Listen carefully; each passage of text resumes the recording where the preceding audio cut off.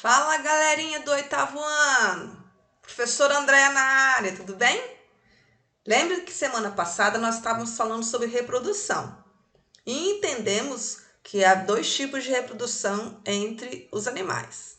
Aqueles que fazem reprodução sexuada e a assexuada. Hoje a gente vai entender um pouco mais sobre a reprodução das plantas, não é? Então vamos lá? Bom, vamos conhecer primeiro quais são os grupos das plantas. Sabiam que as plantas têm diferentes classificações? Elas foram resumidas em 4. Nós temos as briófitas. Os briófitas são os musgos bem pequenininhos. Eles são assim pequenos porque eles não têm vasos condutores que levam a água das suas partes, das suas raízes até as pontas das suas folhas. Porque não tem vasos condutores, a planta não é falado que ela tem raízes, sim, rizóides, as folhas é filóides e o caule é cauloide. Porque para ser raiz, caule e folha, tem que ter vaso condutor. E as briófitas não têm, então a gente tem que classificar de outra forma.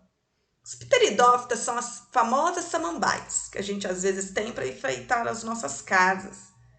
Elas também precisam, como as briófitas, de água para o processo reprodutivo, que a gente vai descobrir daqui a pouco por quê.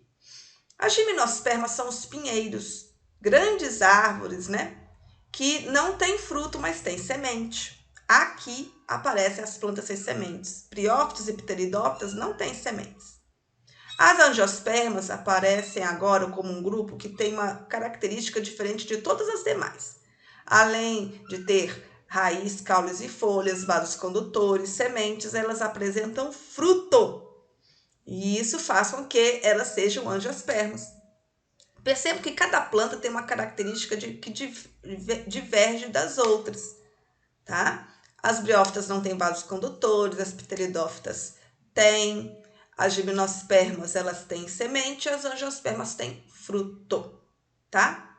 Vamos entender um pouquinho sobre a reprodução das plantas. Bom, nós falamos na semana passada de reprodução sexuada e assexuada. Então, um animal ele vai fazer uma das duas. Mas as plantas fazem as duas. Durante o ciclo de vida, elas fazem as duas formas de reprodução, só que de forma alternada. Em um momento ela está fazendo reprodução sexuada, em outro momento assexuada. E ela depende dessas duas formas para completar o seu ciclo. Por isso a gente diz que elas realizam alternância de gerações.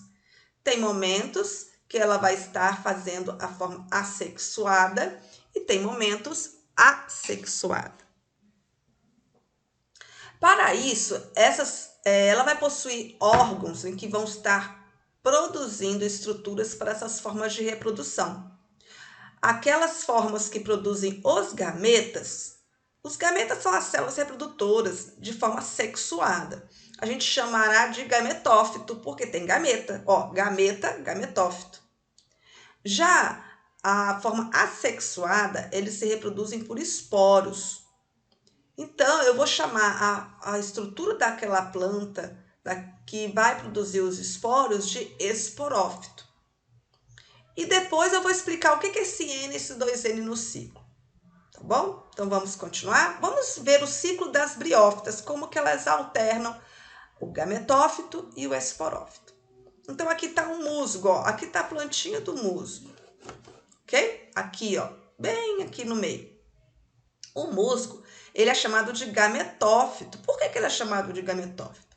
Se eu ampliar uma área aqui bem pequenininha, o musgo já é pequeno, então você imagina, né? Eu ampliar, eu vou encontrar locais que produzem os gametas. Por isso que ele é chamado de gametófito. Eu vou ter uma planta que vai estar produzindo a oosfera, que é o gameta feminino. Então, essa planta é o gametófito feminino.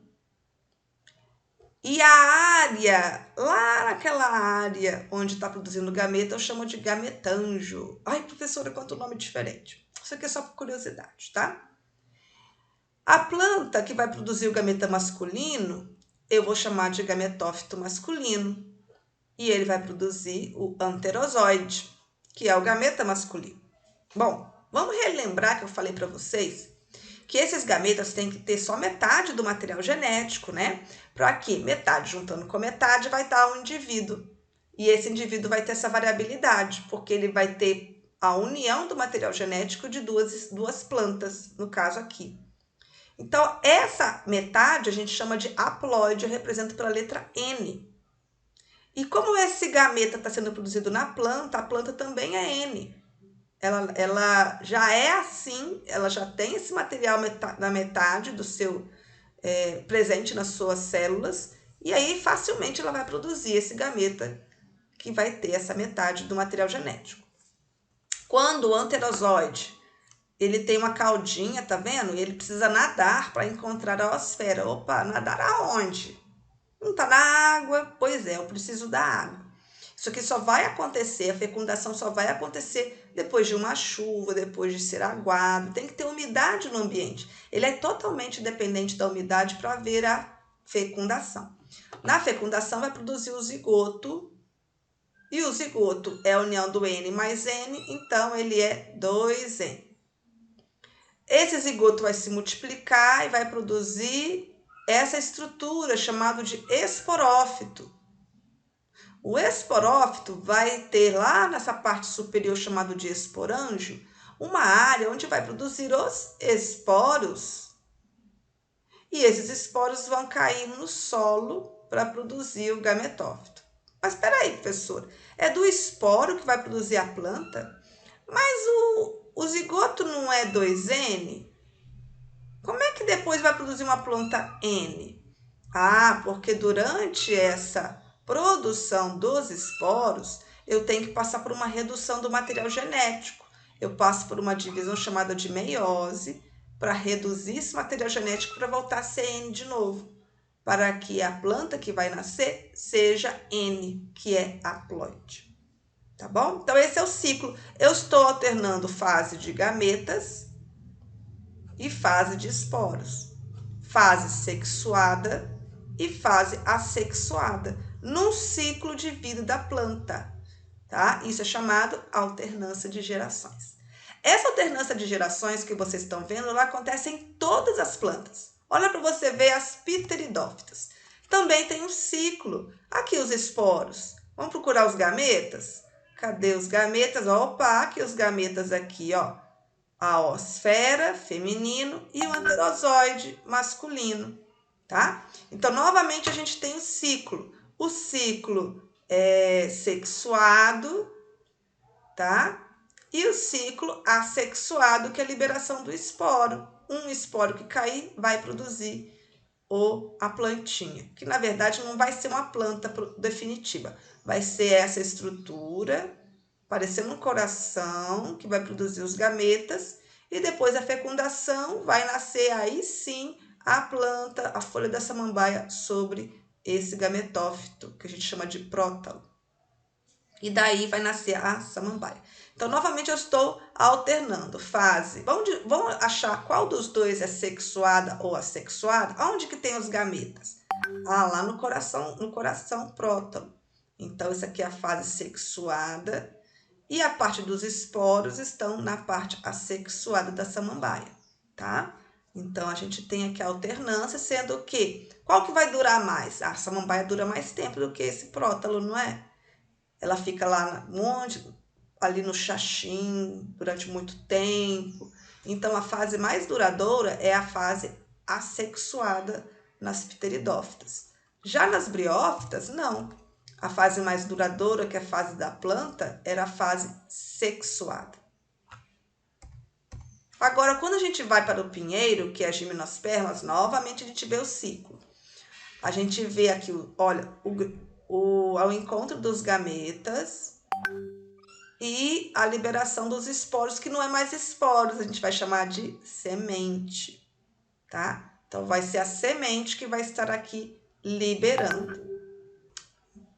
Dessa forma, a gente novamente tem a alternância de geração.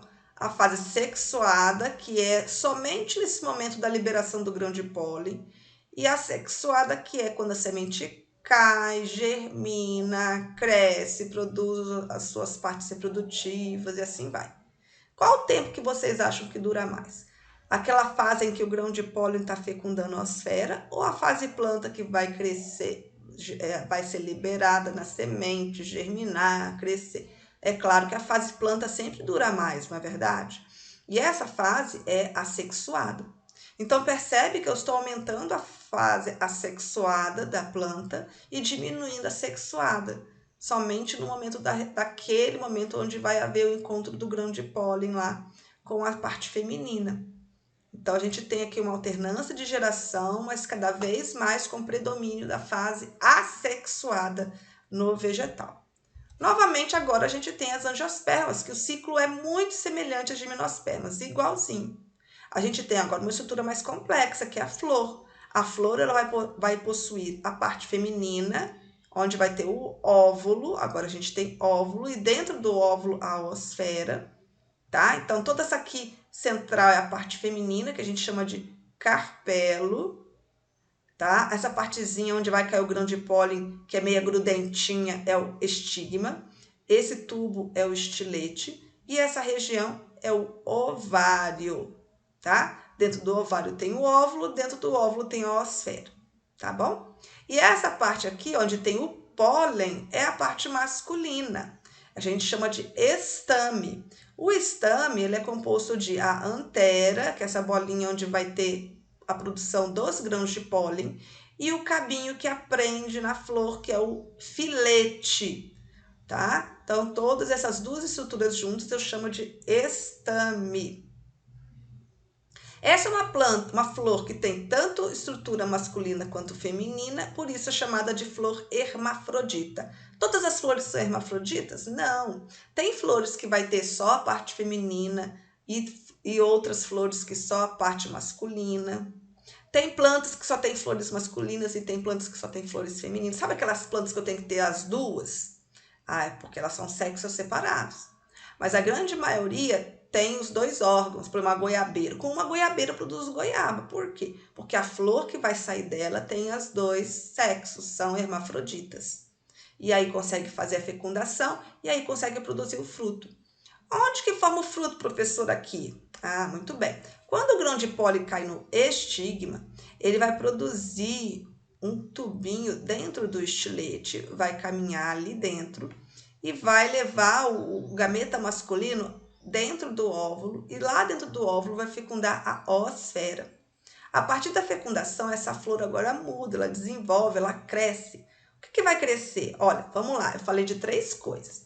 Eu falei do ovário, que é essa bolinha que está aqui grande. Dentro do ovário eu tenho o óvulo, que é essa bolinha branca pequena. E dentro do óvulo, a osfera. Quando houver a fecundação da osfera, a osfera vai fecundar e vai desenvolver o embrião. O óvulo vai formar, vai desenvolver e vai formar a semente. E o ovário vai formar o fruto, tá? Então, agora a gente tem o fruto porque as angiospermas têm ovário. E do desenvolvimento de ovário, ele vai ter os frutos, que podem ser frutos carnosos, que eu posso comer, uma goiaba, uma manga, ou pode ser um fruto seco, que vai fazer só uma casquinha ao redor da semente, como uma vagem, como é o caso do amendoim, que tem aquela casquinha, né? Então, a gente tem esses 2 tipos de frutos. Nem sempre todo fruto é carnoso, né? Gostoso de comer. Ele pode ser um fruto seco, ok? E aí, entenderam um pouco mais de reprodução? Pois é, mas já terminamos a nossa aula. Bora para fazer as atividades. Qualquer dúvida eu tô aqui. Um grande beijo e até semana que vem, meus amigos.